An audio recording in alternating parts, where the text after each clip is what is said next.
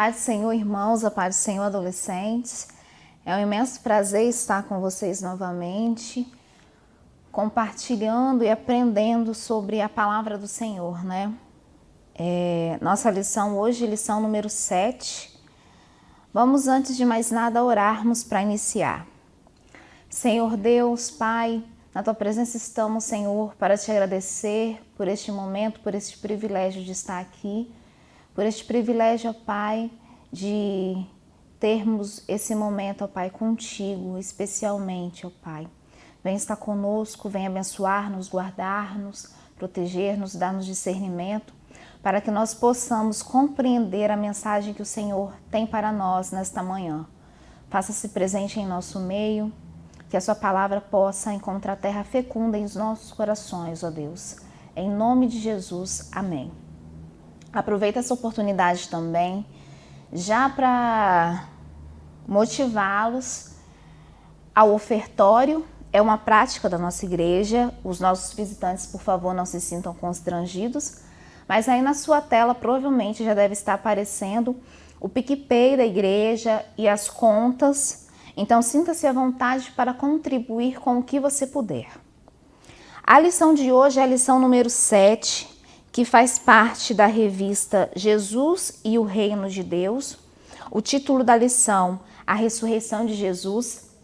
E eu confesso para os irmãos que quando eu soube que falaria desse tema, eu estremeci, porque é um tema muito importante, é um dos marcos do cristianismo. Então é um tema que exige muita seriedade daquele que ministra, justamente por ser um tema muito gracioso. Então vamos iniciar pelo nosso textuário, que se encontra em Mateus, no capítulo 28, versículo 7, que diz: Ide, pois, imediatamente e dizei aos seus discípulos que já ressuscitou dos mortos. E eis que ele vai adiante de vós para a Galileia, ali vereis, e eis que eu vô-lo tenho dito.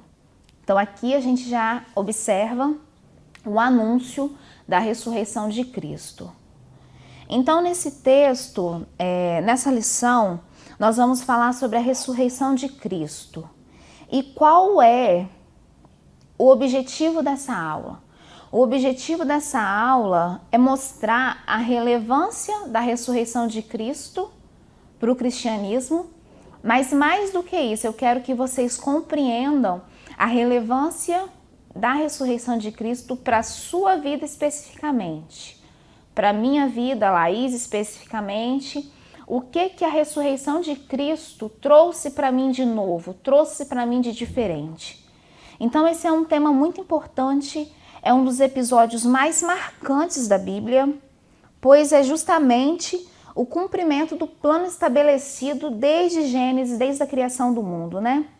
Para nós termos ideia da importância desse tema, vamos retomar uma passagem que se encontra em Mateus, no capítulo 27, para vocês que têm a Bíblia devocional do McKenner, na página 128, Mateus capítulo 27, versos 45 e 46. Os professores dessa classe específica dos adolescentes sempre têm frisado a importância de se ter o material em mãos, tanto Bíblia quanto revista, e reforço para você um lápis, uma caneta, para você grifar o que for mais importante para você, o que te chamou mais atenção, porque nós estamos num momento de ensinamento, né? Poucas pessoas têm essa oportunidade, então vamos fazer valer a pena. Então, Mateus, no capítulo 27, no versículo 45 e 46, diz o seguinte: E desde a hora sexta houve trevas sobre a terra até a hora nona. E perto da hora nona exclamou Jesus em alta voz, dizendo: Eli, Eli, lama sabatani, isto é, Deus meu, por que me abandonaste? Esses versos são dos mais controversos da Bíblia, no sentido de, não controversos da Bíblia, mas as pessoas cientistas, né, se debruçam sobre esse verso justamente na parte que diz: houve trevas sobre toda a terra.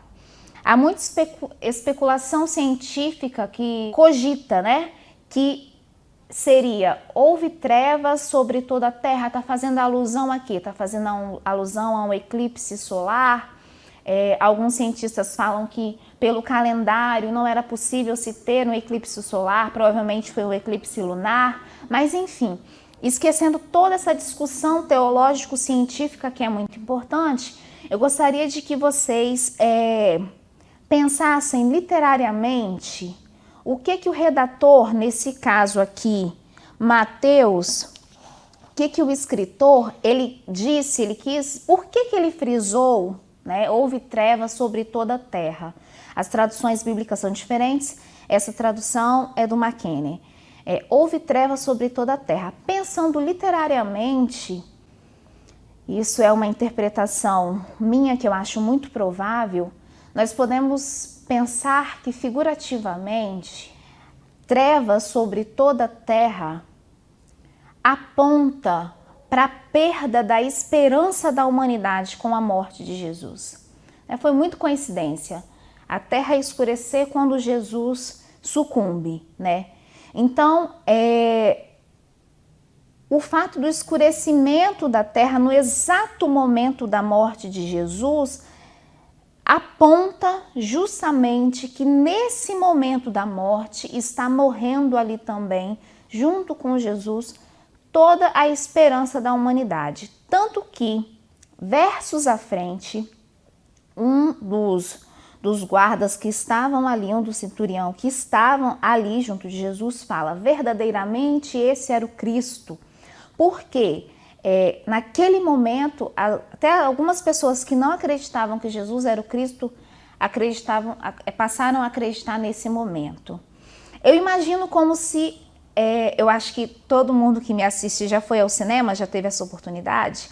Se a humanidade toda tivesse numa sala de cinema enorme e estivéssemos assistindo a esse episódio, no momento da morte de Jesus, escurece toda a terra, a tela fica toda negra do cinema, Jesus morre, é como se toda a humanidade tivesse um suspiro, né?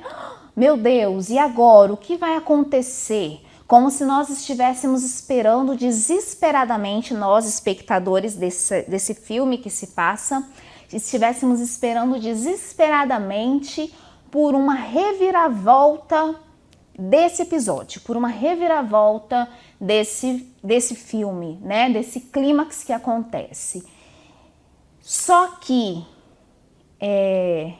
o que acontece é que esse não é um filme, não é um episódio de 2 horas e meia. É realmente algo verídico, algo que aconteceu. E o que estava em jogo ali não era simplesmente entretenimento das pessoas que estão numa sala de cinema. O que está acontecendo ali é a decisão da nossa vida, a decisão do destino da nossa alma. E a reviravolta dessa história realmente aconteceu 3 dias após do falecimento de Cristo, com a sua ressurreição. Então, 3 dias após do falecimento de Cristo, nós temos a ressurreição de Jesus, que já fora predita por ele antes mesmo do falecimento. Então, vamos entrar feita essa explanação geral, vou entrar agora na lição especificamente, na introdução, e o tópico da introdução, lendo essa primeira parte, o que tem de mais central é: por que a ressurreição é tão central para o cristianismo? Esse traço difere Jesus de todos os outros mártires que já passaram pela terra.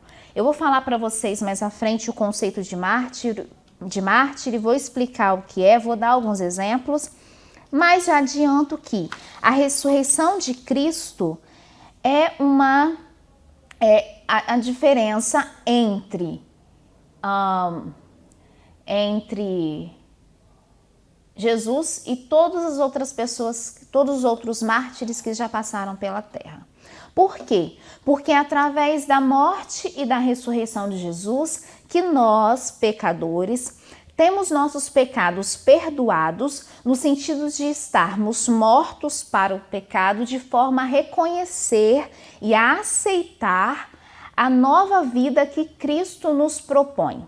É como se nós estivéssemos perdidos e com a morte sacrificial de Cristo nós tivéssemos uma nova chance, uma segunda oportunidade de fazer as coisas mais corretas dessa vez.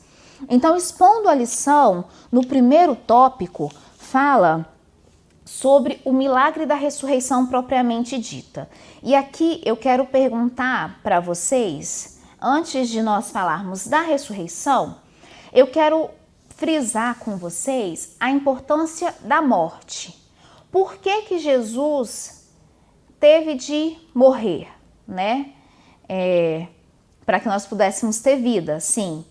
Mas através da morte de Cristo, ele se tornou um mártir. Através dessa morte de Cristo, nós temos notícia de todo esse legado que Cristo deixou para nós. Então, vou explicar agora o conceito de mártir. Mártir é aquela pessoa, não Marte, planeta Marte, com R no final.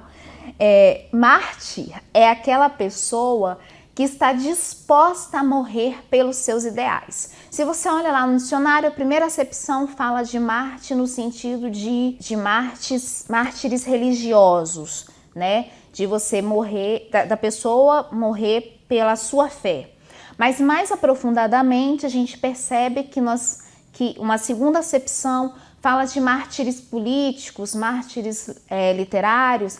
São aquelas pessoas que têm os seus conceitos, as suas concepções tão bem firmadas que elas estão dispostas a morrer, ou seja, a sacrificar o que for preciso, porque eles têm certeza absoluta daquilo que eles professam. Seja fé, seja um ideal político ou qualquer coisa nesse sentido. Na Bíblia, nós temos relatos de várias pessoas que são mártires. Mas como você está em idade escolar, trouxe alguns exemplos de mártires da história moderna.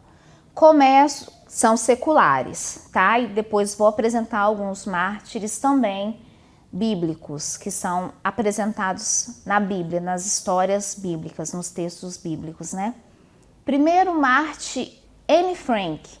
Anne Frank era uma adolescente alemã de origem judaica, morta nos campos de concentração nazista. Ela é escritora de um dos belíssimos textos da literatura, ainda hoje muito adquiridos pelos leitores. No caso, o Diário de Anne Frank, que é um diário histórico-literário.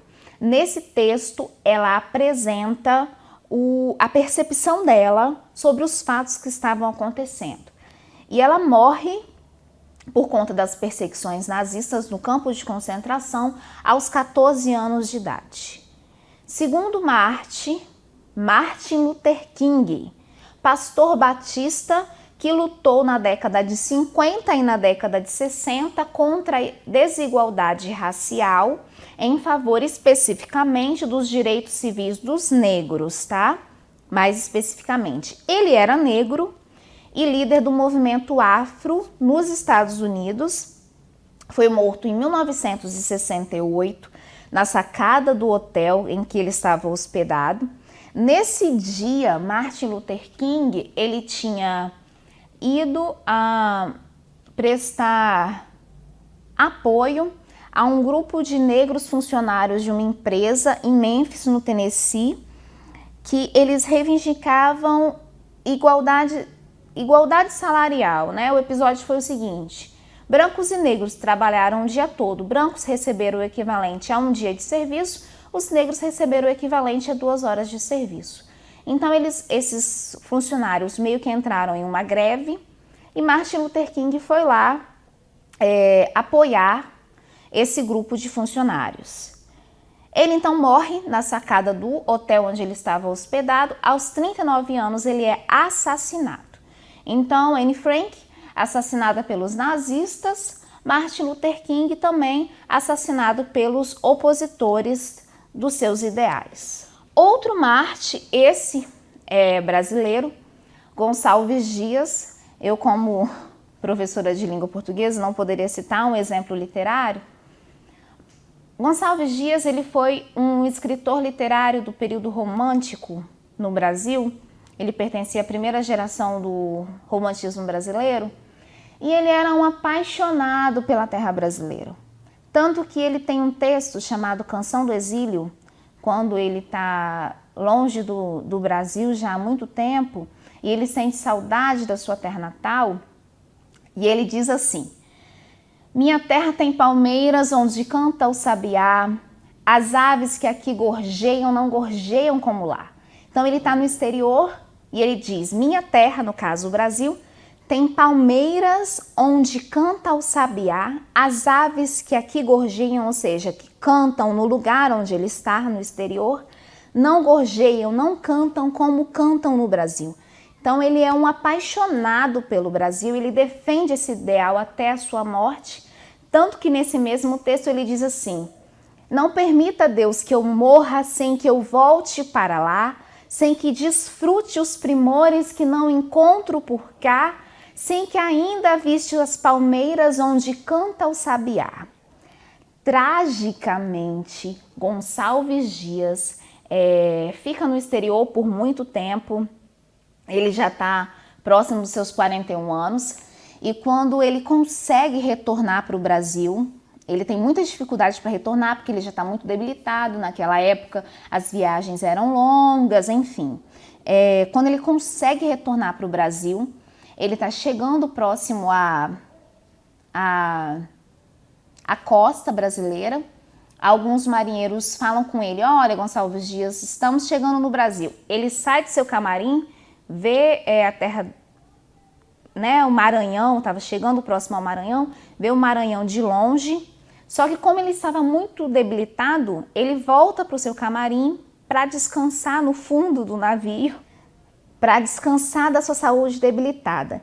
O que acontece é que a embarcação bate num bolsão de areia muito próximo à costa, tanto que os demais tripulantes se lançam ao mar, conseguem chegar à costa a nado, mas Gonçalves Dias foi esquecido no fundo do navio e ele morre afogado sem avistar pela última vez as palmeiras onde canta o sabiá de sua linda terra. Morto então Gonçalves Dias aos 41 anos. O que esses três mártires têm em comum com a morte de Cristo?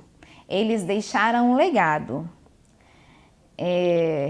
Um legado de busca pela igualdade, um legado de amor pela sua terra, um legado de fidelidade aos seus ideais. Mas tem uma diferença muito dramática e nós vamos falar a seguir. Mas antes de falar da diferença, eu quero falar também dos mártires bíblicos. Citamos então João Batista, que é decapitado, ele tem a cabeça entregue em uma bandeja, né? Por quê? Porque ele discordava do casamento do rei Herodes e a sua esposa.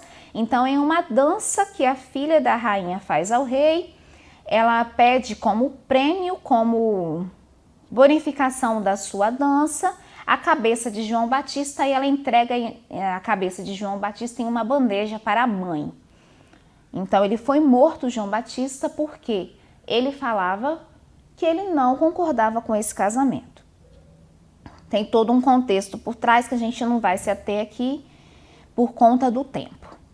Pedro é morto e ele foi tão fiel a Cristo, tão fiel a tudo que Jesus professava, que ele não aceita morrer pela mesma morte que Jesus foi submetido e ele morre crucificado de cabeça para baixo. Estevão também, morto por apedrejamento, porque não aceitava, ele não negou a Cristo nem no seu último suspiro de vida. O que todos esses mártires têm em comum, têm de semelhante, né? Todos esses 6. Anne Frank, Martin Luther King, Gonçalves Dias, João Batista, Pedro e Estevão. Todos eles foram mortos acreditando veementemente em seus ideais. Mas o que eles têm diferente de Cristo? Eles morreram e não ressuscitaram. Assim como Cristo, eles deixaram um legado, mas a história de Cristo vai muito mais além. Porque além de Jesus ter sido um ser político e no sentido de ter influenciado a vida de muitas pessoas através de tudo que ele fez, ele morreu e ressuscitou. E mais do que isso, ele já havia predito a sua ressurreição. Então aí, se você estava em dúvida onde eu queria chegar, era exatamente nesse ponto. Que Jesus morreu, ressuscitou, diferente de todas essas outras pessoas. Diferente de toda e qualquer pessoa que passou pela face da terra. Jesus morreu, ressuscitou, está à direita do Pai e breve virá buscar a sua igreja. Glória a Deus por isso.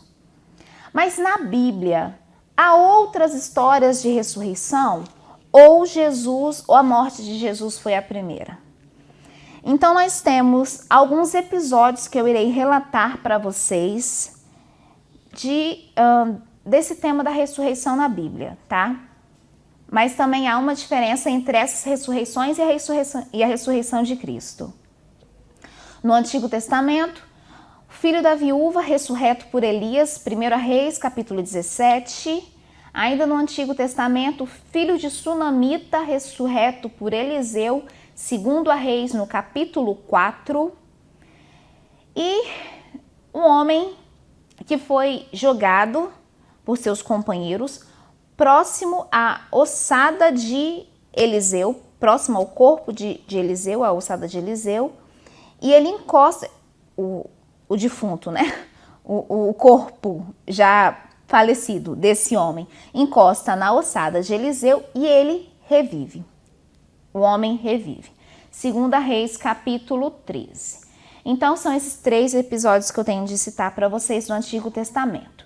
No Novo Testamento, filho da viúva, ressurreto por Jesus, filha de Jairo, também por Jesus, Lázaro, também ressurreto por Jesus. Na morte de Jesus, muitos santos revivem, então, também exemplo de ressurreição. Após a partida de Cristo, Tabita ressurreta por Pedro, Eutico ressurreto por Paulo. Então, temos todos esses exemplos de ressurreição. Então aí você pode falar assim, Laís, então, ressurreição é um tema comum na Bíblia, o que tem de diferente? O que tem de diferente é que todas essas ressurreições que eu citei para vocês, teve de ter um agente físico do milagre, ou seja, essas pessoas elas tiveram que ter uma pessoa física para impetrar a bênção da ressurreição sobre elas, sobre os filhos delas. Enfim, na ressurreição de Cristo, não houve a necessidade de um ser externo, humano, ser o agente físico do impetramento da bênção. Por quê? Porque nenhum ser humano seria digno de ressuscitar o Cristo. E também não seria necessário, já que Cristo era Deus. Então, quando as mulheres chegam ao sepulcro, elas já se deparam com a pedra removida e Jesus já ressuscitado, né? Então, esse primeiro tópico foi um pouco maior. Agora, por quê? Porque eu queria que vocês tivessem uma noção muito bem firmada da importância da morte de Cristo e a importância da ressurreição e a diferença e esse evento, esse episódio ímpar que foi na história da humanidade. Não aconteceu nada igual durante toda a história que a gente tem conhecimento. Então, nenhum ser humano seria digno de ressuscitar o Mestre. Além disso, o próprio Cristo, diferente todas essas ressurreições que nós estamos falando até aqui, o próprio Cristo, ele já havia previsto a sua ressurreição. Então, vamos lá. Esse foi o tópico primeiro, que fala sobre o milagre da ressurreição. No tópico segundo, vai dizer sobre as testemunhas da ressurreição. E lendo esse tópico, a ideia central é como provar a ressurreição de Cristo. Essa é a ideia básica da lição. É interessante que vocês leiam a lição durante a semana para vocês conseguirem fazer esse feedback quando a gente fala com vocês na aula expositiva. Como nós podemos provar a ressurreição de Cristo? Essa é a pergunta. Mas eu lanço uma pergunta sobre um outro viés para vocês. Como provar que ele não ressuscitou? Porque até hoje não se tem evidência da não ressurreição de Cristo. Então, nós, enquanto cristãos, estamos com a nossa fé firmada na ressurreição de Cristo. A gente não precisa provar nada para ninguém. Se cientista quiser debater o tema, eles que têm que provar que Cristo não ressuscitou. Então, acho que a pergunta mais adequada seria, não como a gente pode provar, porque a gente não precisa de evidências científicas. Como se pode não provar a ressurreição, né? Então, vamos lá na leitura da revista, no primeiro parágrafo, após o primeiro ponto final, diz assim: no dia da ressurreição, Cristo foi visto por Maria Madalena. Então, aqui, a base desse trecho da revista vai falar que a comprovação da ressurreição de Cristo são as testemunhas que viram, que podem testificar da ressurreição. Então diz assim: no dia da ressurreição, Cristo foi visto por Maria Madalena, pelas mulheres de manhã, pelos discípulos no caminho de Emaús, por Pedro e pelos 11 apóstolos. Ainda nos dias seguintes, Jesus foi visto por muitas pessoas, entre elas os 11 novamente, pelos 7 discípulos no mar da Galileia, pelas centenas de irmãos, por Tiago, irmão de Jesus, ainda por diversas outras pessoas em muitas ocasiões, como em Betânia e no Monte das Oliveiras, por exemplo. E, por último, a Paulo, o apóstolo dos gentios. Então, as evidências que nós temos comprobatórias, né, da ressurreição de Cristo é o relato de muitas testemunhas que viram Jesus ressurreto. E aí eu quero voltar com vocês na leitura bíblica em classe, que se encontra em Lucas, no capítulo 24, do verso 36 ao verso 43, que diz assim: na leitura bíblica em classe da sua revista, para quem está com a Bíblia do Mackenna, na página 289.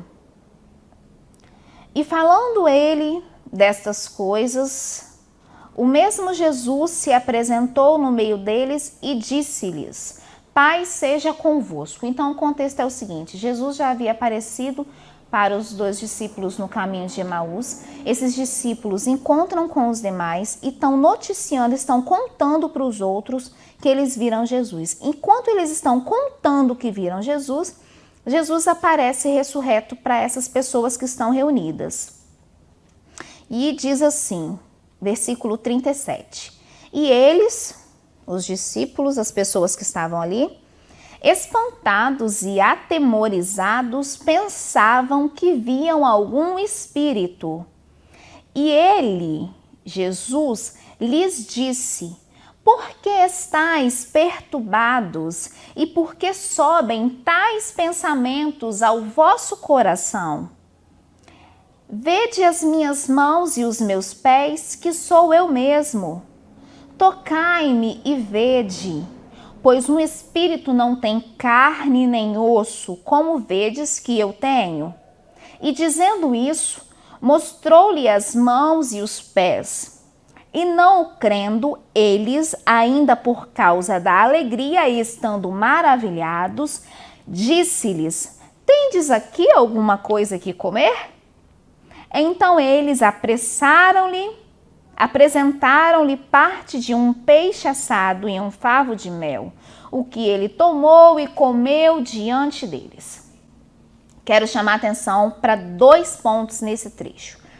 Primeira coisa, no versículo 37, diz que as pessoas que estavam reunidas pensavam que viam algum espírito. No versículo 38, Jesus já demonstra a sua onisciência quando diz: porque sobem tais pensamentos ao vosso coração. Então Jesus aqui já estava comprovando que era o Deus ressuscitado, ressurreto. Porque ele está dizendo, ninguém expressou, nossa, será que ele é o Cristo? Não, aqui a Bíblia fala de que eles pensavam que viam algum espírito. E Jesus diz, por que estáis perturbados e por que sobem tais pensamentos ao vosso coração? Então aqui já é uma comprovação que era o Cristo. Segunda coisa que eu gostaria de falar com vocês. Por que Jesus aqui, nesse trecho, pede alguma coisa de comer? Por quê? Qual era a intenção de Jesus quando ele pede alguma coisa de comer aos discípulos, às pessoas que estavam reunidas? Ele queria tranquilizar os discípulos e queria dizer assim, olha, sou eu mesmo. Então, ele queria se aproximar dessas pessoas para tranquilizá-los, porque imagina, eles estavam vendo uma pessoa que eles haviam visto ser morta, né? Então, Jesus faz isso para tranquilizá-los. Embora essas pessoas tinham sido avisadas que Jesus ressuscitaria, né? Mas eles ficam atemorizados, eles ficam assustados com o que eles estão vendo diante de seus olhos. Então, essas são as comprovações que a gente pode testificar da ressurreição de Cristo. Tópico 3.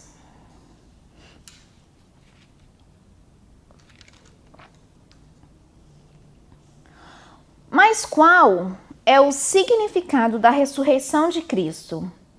A ressurreição de Cristo é um dos pontos, isso foi a pergunta lá no início da lição, é um dos pontos que diferencia o cristianismo das demais religiões. Por quê? Enquanto nas demais religiões só restam a lembrança, as lembranças, as memórias das pessoas de seus grandes líderes, no cristianismo não. No cristianismo nós temos a certeza que Jesus ressuscitou. Aí na revista de vocês, no penúltimo parágrafo, diz assim: ao vencer a morte, ele, Jesus, nos deu a garantia da vida eterna. Segundo o apóstolo Paulo, caso Cristo não tivesse ressuscitado, a nossa fé seria sem validade e continuaríamos presos aos nossos pecados. Isso porque a morte de Jesus não significava apenas a morte de um ícone, a morte de um mártir, a morte de uma pessoa importante, de uma pessoa que deixaria um legado. Não, ela representava também a morte dos nossos pecados. E a chance que nós temos de uma vida nova, de uma segunda chance, né? Então, a morte de Jesus simbolizava também a morte dos nossos pecados, enquanto a ressurreição de Cristo representa a esperança sendo devolvida à humanidade, ou seja, a esperança de que nós somos novas criaturas em Cristo Jesus. Então, representa uma segunda chance para nós que Cristo nos concedeu a preço de sangue, tirando aí a necessidade de qualquer outro sacrifício de sangue, com esse evento tão importante, tão simbólico. E esse episódio, ele é tão importante no cristianismo que o próprio Cristo recomendou que nós fizéssemos memória desse evento. E o que nós aqui na nossa igreja, na Igreja Assembleia de Deus Marcas do Evangelho, fazemos mensalmente com a Santa Ceia do Senhor, para vocês perceberem a importância da morte e da ressurreição de Cristo. Tópico 4. Diante disso tudo que eu apresentei para vocês, vocês têm dois convites. Primeiro, aceitar a Cristo como seu único e suficiente Salvador. Então, eu já aproveito esse momento para fazer o apelo para aqueles que querem reconhecer a sua pequenez diante da grandeza de Cristo e do sacrifício que Ele fez por nós, se rendendo aos pés de Jesus, como reconhecendo esse sacrifício, reconhecendo que em Cristo, apenas em Cristo, nós temos a redenção dos nossos pecados. E apenas em Cristo nós temos uma nova oportunidade de ser uma pessoa diferente, de ter uma vida diferente, uma vida eterna. Que para nós termos a esperança que a nossa vida não acaba aqui, para nós pensarmos que nós temos a certeza que nós temos algo preparado para nós após a nossa morte. Então, a você dois convites: aceitar a Cristo como seu único e suficiente Salvador.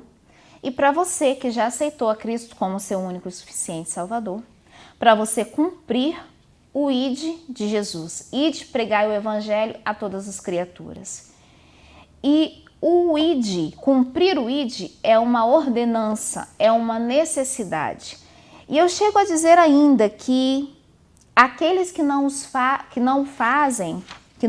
cumprem, né, que não cumprem o ID, são egoístas. A palavra é pesada, mas é justamente isso mesmo. Egoísta porque reconheceram a salvação, essas pessoas, elas reconheceram a salvação, sabem que é muito importante, só que querem só para ela. Não querem testificar dessa importância para as outras pessoas. Então, o ID é uma ordenança para nós, que já aceitamos Jesus como nosso único e suficiente Salvador. Então, para que nós não sejamos cobrados dessa omissão de não levar o Evangelho a todas as criaturas, cumpramos isso adequadamente. Não sejamos egoístas, né? Sejamos ousados e cumpramos essa ordenança. Para concluir, então, qual é uma reflexão para vocês? Jesus, com a sua morte, nos deu a vida eterna, mas qual é a implicação disso para você? Você reconhece que você é salvo eternamente, que você tem a vida eterna? O que você tem feito com essa oportunidade que Cristo te deu? O que você tem feito com o tempo de vida que você tem, que Jesus forneceu a você, com essa nova oportunidade de vida e vida eterna? Você tem feito esse sacrifício de Cristo valer a pena? Isso é muito pesado porque nos mostra a responsabilidade que nós temos. Você tem feito o sacrifício de Cristo, a morte na cruz, valer a pena ou você tem desperdiçado o momento, esse tempo que Cristo concedeu para você? Vamos orar então. Quero deixar vocês com essa reflexão. Vamos orar para que o Senhor cumpra em nós a obra que nos dê coragem, nos dê ousadia, para que nós possamos cumprir essa ordenança que é o ID, que nós possamos reconhecer da importância disso nas nossas vidas e nas dos demais. Senhor Deus, Pai, muito obrigada, Jesus, por este momento, muito obrigada, Senhor, pela sua palavra. Esteja conosco, ó Deus, no decorrer dessa semana, que essa palavra, ó Deus, encontre guarida em nossos corações e que nós não sejamos de hoje em diante, Deus, omissos na responsabilidade que temos de levar a sua palavra a toda criatura. Que nós possamos reconhecer, ó Deus, a importância do sacrifício da sua morte e da beleza da sua ressurreição nas nossas vidas e que nós possamos fazer isso valer a pena diariamente, a cada momento de nossas vidas, ó Deus. Faça-se presente em nós, esteja conosco. Usa-nos, ó Deus, como instrumento na sua obra. Em nome de Jesus. Amém.